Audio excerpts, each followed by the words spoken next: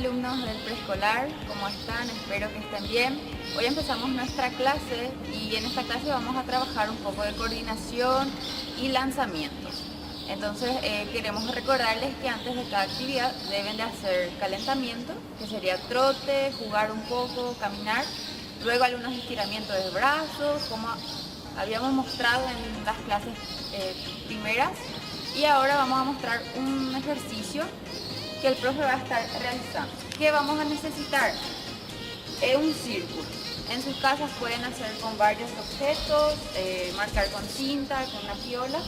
Un círculo no muy grande. Y una pelota. O una fruta si es que no tienen pelota. ¿Qué van a hacer? Van a seguir el círculo y van a lanzar. Primero va a lanzar con la mano derecha y va a agarrar con la mano derecha. Siguiendo el círculo. Termina y puede realizarlo con la mano izquierda y agarrar con la mano izquierda. Por último, va a lanzar con las dos manos y va a agarrar con las dos manos. Siempre van a seguir el círculo, sí, es lo importante. Y sin dejar caer, por eso tienen que hacerlo varias veces. Y el último es lanzar con las dos manos y agarrar con una mano, la que sea más cómoda. Ahí.